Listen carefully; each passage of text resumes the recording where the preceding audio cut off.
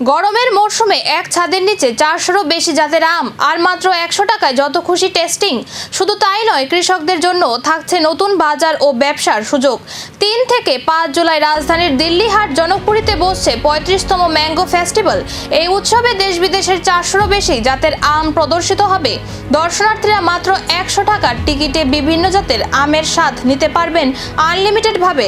শুধু আমের স্বাদই নয়, উৎসবে থাকছে বিরল ও ঐতিহ্যবাহী আমের প্রদর্শনী, কৃষকদের সঙ্গে সরাসরি যোগাযোগের সুযোগ এবং আম চাষ সম্পর্কিত নানা তথ্য। ফলে একদিকে যেমন আনন্দ, অন্যদিকে বাড়বে কৃষি ও বাণিজ্যের সম্ভাবনাও।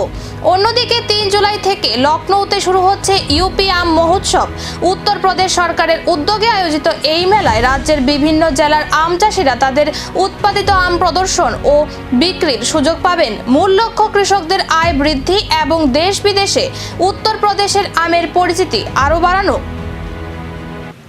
আমের স্বাদ, সুবাস আর বৈচিত্র্যের এই উৎসব শুধু আম প্রেমীদেরই নয়, কৃষকদের জন্য খুলে দিচ্ছে নতুন সম্ভাবনার দরজা। তবে এই উৎসবে এমন কিছু বিরল আমের জাতও থাকছে যা সাধারণ বাজারে খুব কমই দেখা যায়।